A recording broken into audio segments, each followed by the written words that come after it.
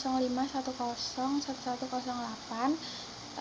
Di sini saya akan mempresentasikan tentang proyek UAS pemrograman web full stack saya, yaitu Klinik App, sebuah sistem manajemen klinik berbasis web yang saya bangun menggunakan Laravel sebagai backend dan React sebagai frontend.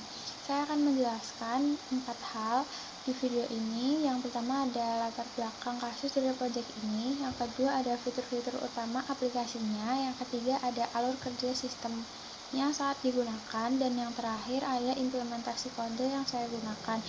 Baik, langsung saja saya mulai. Oke, jadi ide awalnya itu saya melihat ada klinik kecil yang masih mencatat data pasien, rekam medis, sampai pembayarannya secara manual, baik itu di buku maupun di Excel. Cara ini sebenarnya cukup merepotkan dan dapat terjadi masalah. Misalnya kalau stok obat dicatat manual, cukup mudah terjadi kekeliruan hitung atau kelewat update. Riwayat berobat pasien juga jadi sulit dilacak atau catatannya tercecer. Selain itu, di sebuah klinik biasanya ada beberapa pihak dengan kebutuhan akses yang berbeda. Misalnya, admin perlu mengelola data dokter, data pasien, dan keuangan. Kemudian, dokter perlu menulis rekam medis dan resep. Sementara itu, pasien hanya perlu melihat riwayat berobat dan tagihannya sendiri. Kalau semuanya dilakukan secara manual, tidak ada batasan akses yang jelas. Semua orang berpotensi bisa melihat data yang sebenarnya bukan urusannya. Dari situlah saya membangun Klinik App ini, sebuah sistem yang mengotomatisasi seluruh proses klinik, mulai dari pasien mendaftar, diperiksa dokter, mendapat resep, sampai membayar tagihan, dan semuanya dibatasi sesuai peran masing-masing pengguna. Baik, sekarang saya akan tunjukkan fitur-fitur utama dari aplikasi ini. Yang pertama ada sistem login berbasis role. Jadi hanya ada satu halaman login seperti ini, namun pengguna akan diarahkan ke dashboard yang berbeda tergantung peranannya, admin, dokter, atau pasien. Yang kedua, saya masuk ke dashboard admin. Di sini yang kedua ada fitur manajemen dokter dan pasien. Ini khusus admin yang bisa menambah, mengubah, atau menghapus data. Kemudian yang ketiga ada manajemen obat dan stok. Ada data obat lengkap beserta stoknya, dan stok ini akan otomatis berkurang ketika obat tersebut diresepkan kepada pasien. Yang ketiga ada fitur utama yaitu rekam medis, ada di dashboard dokter. Di sini dokter bisa mencatat, bisa memilih pasien dan mencatat keluhan, lalu diagnosis dan catatan tambahan. Yang keempat ada yang kelima ada resep obat yang terhubung langsung dengan rekam medis dan otomatis divalidasi terhadap ketersediaan stok sebelum disimpan. Kemudian kembali ke dashboard admin lagi, ke menu pembayaran. Ini dihitung otomatis dari biaya periksa ditambah total harga obat yang diresepkan, dan ada status pembayarannya, apakah sudah lunas atau belum. Sistem ini juga saya rancang agar satu rekam medis tidak bisa dibayar 2 kali. Jadi secara keseluruhan ada 6 modul utama dan semuanya saling terhubung satu sama lain. Yaitu saya ulang lagi, yang pertama ada sistem login berbasis role, yaitu ada 3 aktor, admin, dokter, dan pasien. Yang kedua ada manajemen dokter dan pasien, hanya bisa dilakukan oleh admin. Yang ketiga ada manajemen obat dan stok. Yang keempat ada rekam medis. Yang kelima ada resep obat di dashboard dokter. Lalu yang keenam ada pembayaran. Oke, sekarang saya akan menunjukkan bagaimana alur kerja sistem ini saat digunakan. Pertama, saya akan login sebagai admin. Nah, di sistem ini, akun dokter dan pasien itu tidak mendaftar sendiri, tapi dibuatkan oleh admin. lengkap dengan email dan passwordnya. Jadi saya di sini disclaimer dulu, saya sudah membuat akun dokter dan akun pasien untuk demo. Jadi saya hanya akan menunjukkan fitur untuk membuat akun dokter ataupun pasien. Saya masuk sebagai admin. Kemudian untuk membuat akun dokter, saya masuk ke menu data dokter. Kemudian klik tambah dokter, lalu di sini ada nama lengkap. Di sini ada nama lengkap untuk akunnya, lalu ada email login, password login, nama dokter beserta gelarnya, kemudian spesialis, lalu nomor STR dan nomor telepon. Lalu setelah diisi semua, lalu klik simpan. Begitu disimpan, sistem otomatis membuat akun login sekaligus data dokternya dalam satu proses. Kemudian sama halnya pada pembuatan akun pasien, yaitu masuk ke menu data pasien, lalu klik daftarkan pasien, kemudian mengisi nama untuk akun pasien, lalu seperti yang tadi, yaitu email login, password login, kemudian nama lengkap pasien, NIK 16 digit, lalu tanggal lahir pasien, alamat pasien, kemudian nomor telepon, dan klik simpan. Jadi begitu pasien datang berobat pertama kali, admin yang mendaftarkan sekaligus membuatkan akunnya di sini. Berhubung tadi saya bilang akun dokter dan pasien itu sudah ada dan sudah saya buat untuk demo, saya logout dari admin, lalu login sebagai dokter untuk membuat rekam medis. Masuk ke menu rekam medis, kemudian buat rekam medis, lalu pilih pasien yang sudah saya input tadi, yaitu Adelia. Kemudian saya pilih tanggal periksanya, tanggal 20 Juli. Kemudian saya isi keluhannya, sakit kepala dan nyeri karena haid. Diagnosanya bisa jadi kecapean dan demam. Saya tidak tambahkan catatan tambahan, jadi saya skip, lalu langsung saja ke resep obat. Klik tambah obat, pilih obatnya, saya pilih paracetamol. Di sini 500 mg, stoknya 174. Sebelumnya saya mau mencoba memasukkan jumlah obat yang melebihi stok yang tersedia. Apakah sistem akan menolak atau tidak? Di sini stoknya ada 174, saya isi jadi 175.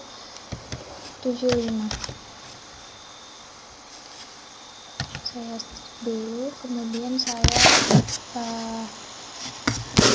simpan rekam medis, memperlihatkan pesan bahwa stoknya tidak mencukupi. Ini penting agar tidak terjadi kesalahan saat mencatat resep. Oke, saya ulang lagi, saya isi instruksinya 3 kali sehari, 1 kali sehari setelah makan. Kemudian jumlahnya 8, dan simpan rekam medis di sini. Lalu ke daftar obat. Di sini tadi stok obat jadi 166, saya ulang 8, jadi dari stok obat 174 dikurangi 8 jadi 166. karena dokter sudah menginputkan resep, lalu masuk ke akun admin lagi untuk melihat apakah rekam medis yang sudah dibuat tadi masuk. Terlihat ya, rekam medis yang sudah dibuat ini masuk detailnya seperti yang diinputkan tadi. Kemudian saya ke menu pembayaran.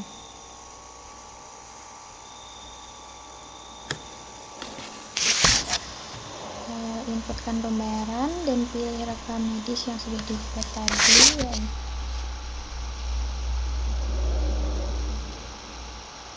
Di sini saya masukkan biaya periksanya 75.000. Bisa dilihat totalnya sudah otomatis terhitung dari biaya periksa ditambah harga obat tadi. Saya simpan pembayaran. Kemudian saya bisa tandai lunas pembayarannya. Sudah terupdate statusnya menjadi lunas yang kita buat tadi. Terakhir saya login sebagai pasien.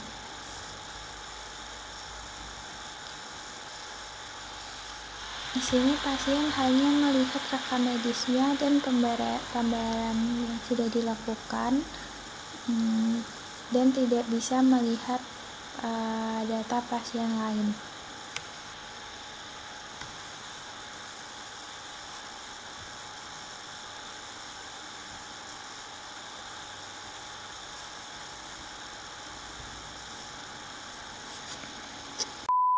Oke, sekarang saya akan membahas implementasi kodenya agar terlihat bagaimana cara kerja sistem ini di balik layar.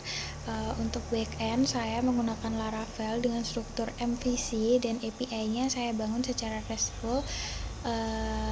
Lalu endpoint ini saya kelompokkan berdasarkan role seperti ini.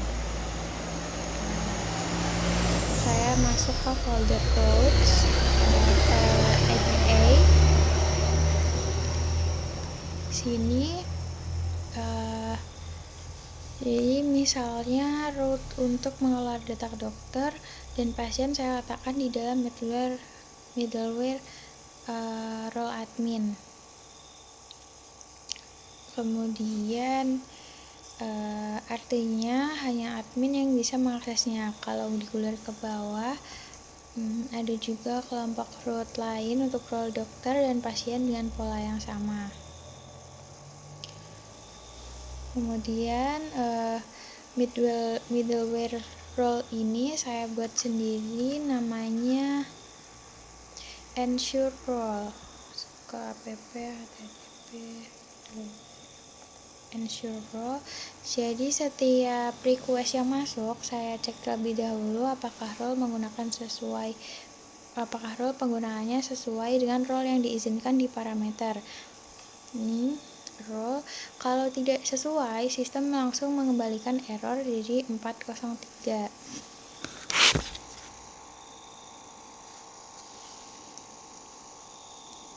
Jadi pembatasan akses ini benar-benar dikunci di sisi backend, bukan hanya disembunyikan di tampilan saja.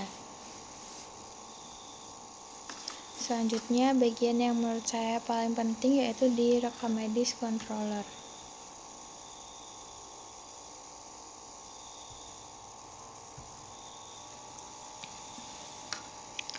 Pada saat menyimpan resep obat, saya menggunakan DB transaction yang membungkus seluruh proses dan di dalamnya ada log for update pada baris data obat. Jadi misalnya ada 2 dokter yang bersamaan menulis resep dengan obat yang sama persis pada waktu yang sama, dengan cara ini stoknya tidak akan terpotong 2 kali atau menjadi minus karena baris data obatnya dikunci dulu sebelum dikurangi. Ini disebut mencegah race condition. Kalau stoknya ternyata tidak cukup, sistem akan langsung melempar error validasi dan seluruh transaksi dibatalkan. Jadi tidak ada data yang setengah-setengah tersimpan. Saya juga menggunakan API research Terus saya ini dulu research di file rekam medis research. Sini di public function to array, tujuannya agar format JSON yang dikirim ke front end menjadi konsisten dan rapi, termasuk otomatis menyertakan nama pasien, nama dokter, resep obat, sampai data pembayaran sekaligus dalam satu respons, sehingga lebih mudah digunakan di sisi React. Selain itu, saya juga menulis fitur tes. Skip.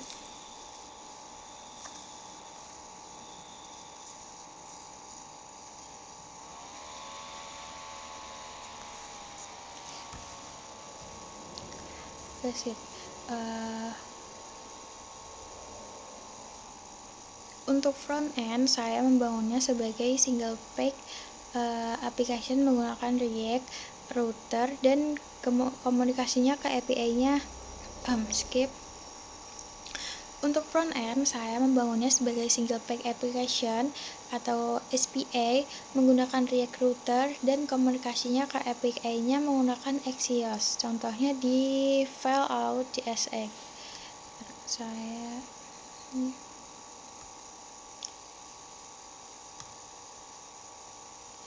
di konteks.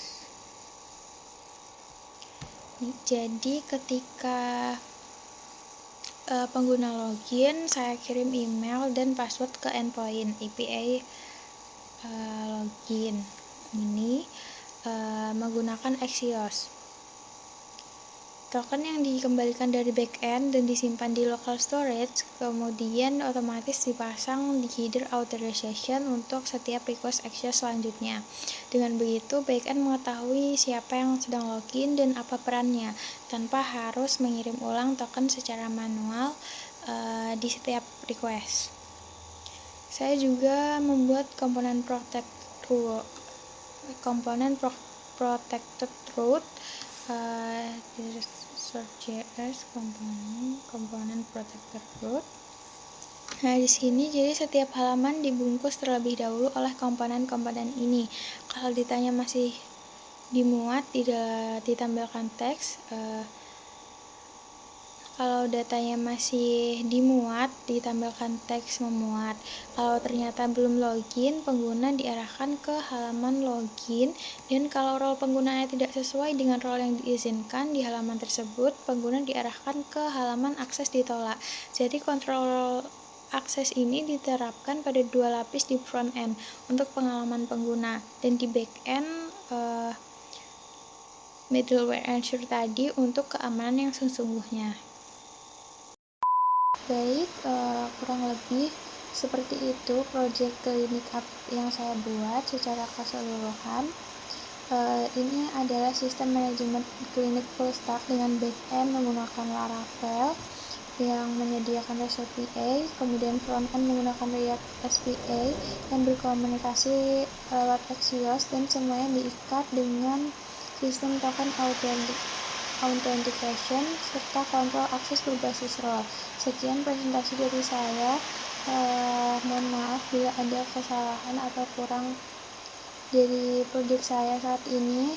Terima kasih atas perhatiannya.